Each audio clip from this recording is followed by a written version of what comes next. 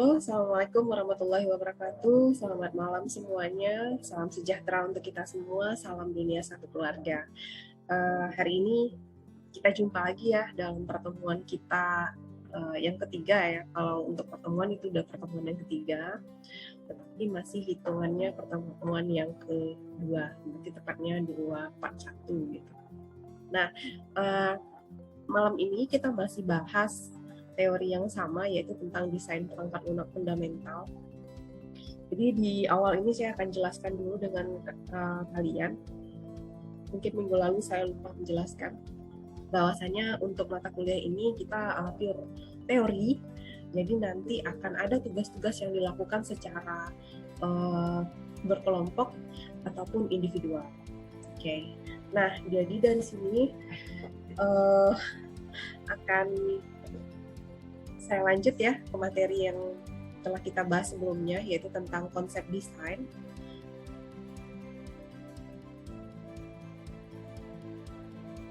Oke, ini ada konsep desain, jadi saya lanjutkan aja. Nah, untuk konsep desain ini ada poin yang namanya modularitas. Dimana untuk modularitas ini bisa diartikan sebagai derajat di mana software dapat dimengerti dengan memeriksa komponen-komponennya secara independen. Nah, CP1 besar dibanding CP2, maka EP1 besar dibanding EP2. CP1 ditambah P2 besar dari CP1 ditambah CP2, maka EP1 plus EP2 besar dari EP1 plus EP2. Untuk keterangannya, CX merupakan fungsi untuk mengukur kompleksitas permasalahan X, sedangkan EX berfungsi untuk menentukan usaha dalam waktu yang diperlukan untuk memecahkan permasalahan X. Oke. Nah, modularitas itu lebih mudah dibangun, lebih mudah diubah, lebih mudah untuk diperbaiki. Sedangkan untuk arsitektur software, nah ini masih konsep sistem ya. Kalau dilihat dari arsitektur softwarenya, arsitektur itu merupakan struktur hierarki dari komponen program. Selain itu, atau modul ya, dia merupakan cara bagaimana komponen tersebut berinteraksi dan struktur data yang digunakan oleh komponen juga. Nah, adapun untuk hierarki kontrol dari konsep desain juga disebut juga sebagai struktur program. Dia akan merepresentasikan organisasi secara hierarkis, kemudian komponen program atau modul, serta mengimplementasikan suatu hierarki kontrol. Nah, di sini tidak merepresentasikan tentang aspek prosedural software, misalnya urutan proses atau pengulangan dari operasinya. Nah, ini bentuk hierarki kontrolnya. Jadi minggu lalu kita udah sampai ke sini. Saya flashback aja ke belakang sedikit. Nah, kemudian untuk hierarki kontrol, DIP mengindikasikan tingkat kontrol. Jadi DIP itu seperti ini kedalamannya. Nah, ini mengindikasikan sebagai tingkat kontrol, sedangkan bagian width itu mengindikasikan tentang keseluruhan kontrol. Fan out itu tentang pengukuran jumlah modul yang dikontrol secara langsung oleh modul yang lainnya. Sedangkan fan in itu beberapa banyak modul yang secara langsung mengontrol sebuah modul yang diberikan. Kemudian ada superordinat, merupakan modul yang mengontrol modul lain, misalnya M adalah superordinat yang untuk modul A, B, C, dan subordinat modul yang dikontrol modul lain. Kemudian masih bagian konsep desain, ada lagi yang namanya bagian pembagian struktural. Nah, untuk bagian-bagian struktural ini yang harus diperhatikan yang pertama adalah partisi horizontal. Dia akan mendefinisikan 3 partisi. Yang pertama adalah partisi bagian input, kemudian transformasi data, dan bagian output. Nah, partisi vertikal atau factoring, dia akan menyatakan bahwa kontrol atau pembuatan keputusan dan kerja harus didistribusikan secara top-down dalam arsitektur program, di mana ada keputusan kontrol dalam modul level atas dan pemrosesan kerja dalam modul yang lebih rendah. Nah, ini ada bentuk pembagian dari struktural. Jadi untuk partisi horizontal yang setelah kita bahas yang pertama tadi, partisi horizontal ini fungsinya untuk menentukan cabang-cabang terpisah dari hierarki modular untuk setiap fungsi program mayor yang menggunakan modul kontrol untuk mengkoordinasikan komunikasi antar fungsi-fungsi. Nah, ini keuntungan partisi horizontal yaitu apa? Yang pertama, menghasilkan software yang lebih mudah diuji. Yang kedua, membawa software yang lebih mudah dipelihara.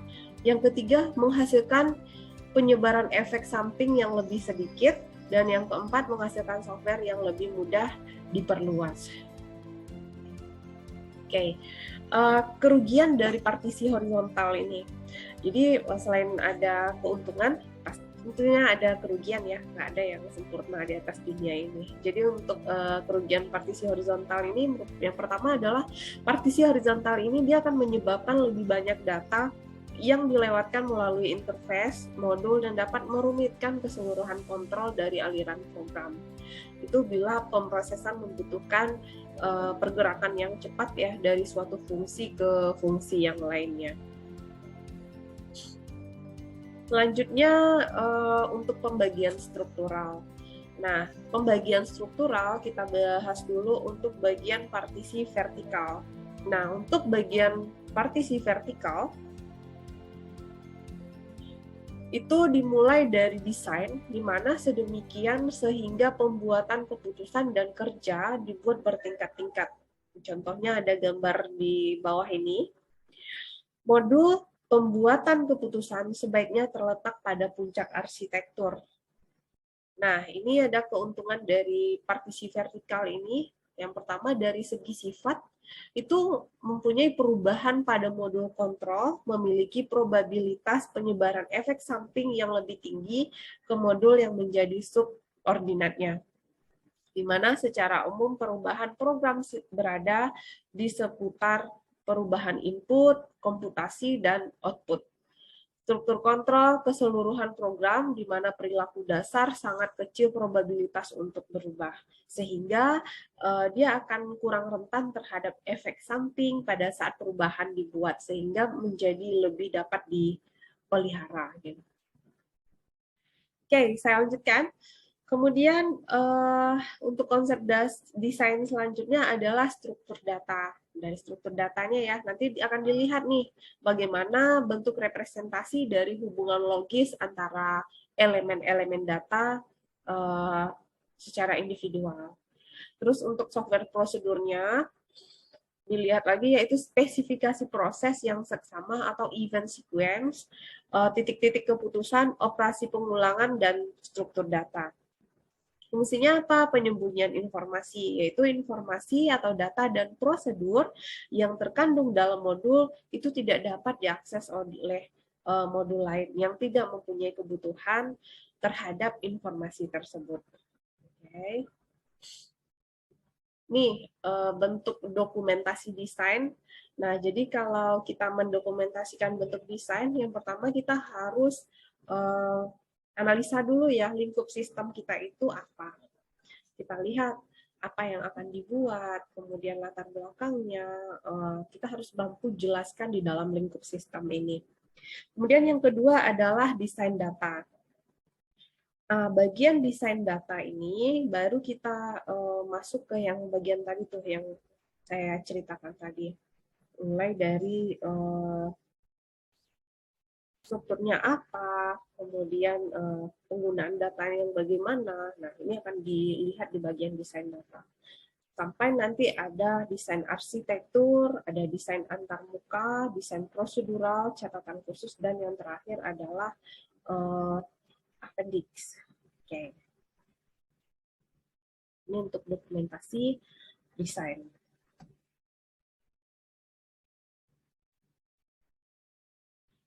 Oke, kita bahas dulu untuk data desain.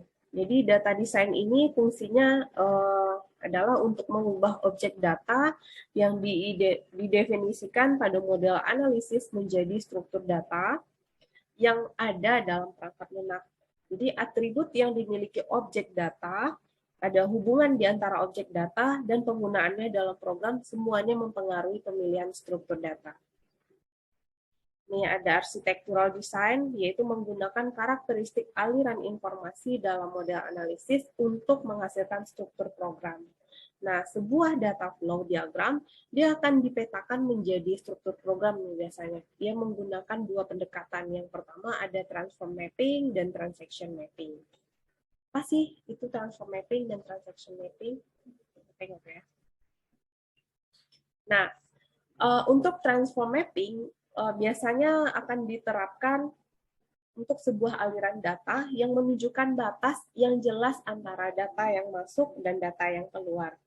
Contohnya apa? DFD dipetakan menjadi sebuah struktur yang mengalokasikan kontrol menjadi input, kemudian ada pemrosesan dan output bersama dengan hierarki modul. Terus yang kedua yaitu transaction mapping.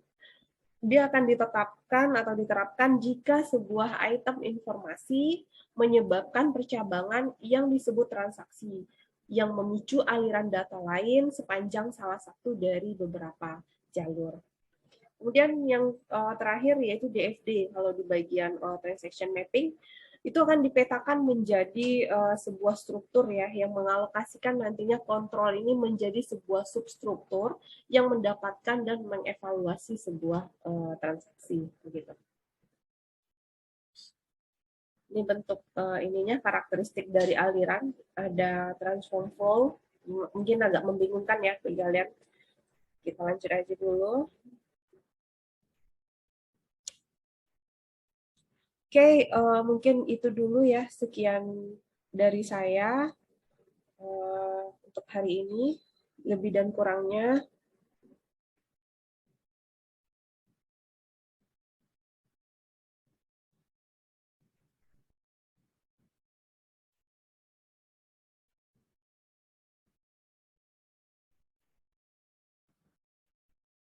baiklah, sekian dulu penjelasan kita untuk hari ini. Lebih dan kurangnya saya mohon maaf. Assalamualaikum warahmatullahi wabarakatuh. Salam dunia, satu keluarga. Selamat malam semuanya.